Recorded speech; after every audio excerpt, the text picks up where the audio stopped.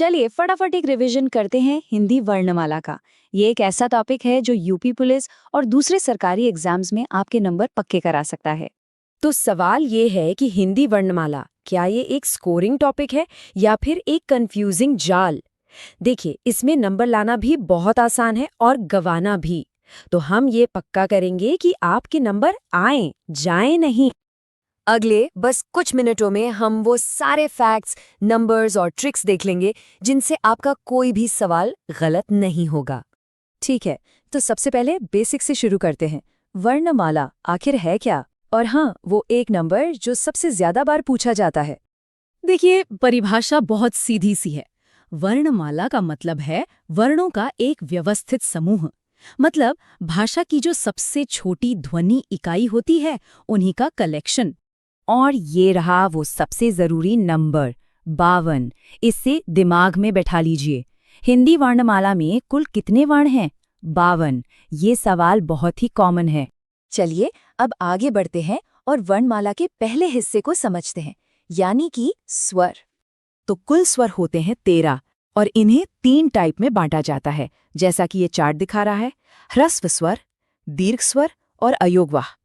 तो देख लेते हैं ये कौन कौन से हैं। ह्रस्व स्वर में आते हैं अ, ई, उ और री। दीर्घ स्वर हैं आ, ई, उ, ए, ओ, औ। और आखिर में अयोगवाह हैं अंग और अहा। स्वरों के बाद अब बारी आती है सबसे बड़े ग्रुप की, व्यंजन। जो मुख्य व्यंजन है वो है 33 और इनको 3 मेन ग्रुप्स में बांटा गया है। सबसे बड़ा है स्पर्श व्यंजन, जिनकी संख्या 25 है। फिर आते हैं अंतस्थ और ऊष्म, दोनों 4-4। तो ये जो 25 स्पर्श व्यंजन हैं, इन्हें 5 ग्रुप्स में रखा गया है, जिन्हें वर्ग कहते हैं। और इनको याद रखने का एक बहुत आसान तरीका है। बस पहली लाइन याद रखिए, क, च, ट, त, प। यहाँ पे एक चीज बहुत जरूरी है। हर वर्ग का जो 5वां अक्षर है, ग, ञ, ण, न और म, इन्हें पंचम वर्ण कहते हैं। एग्जाम में सीधा सवाल आता है कि इनमें से पंचम वर्ण कौन सा है।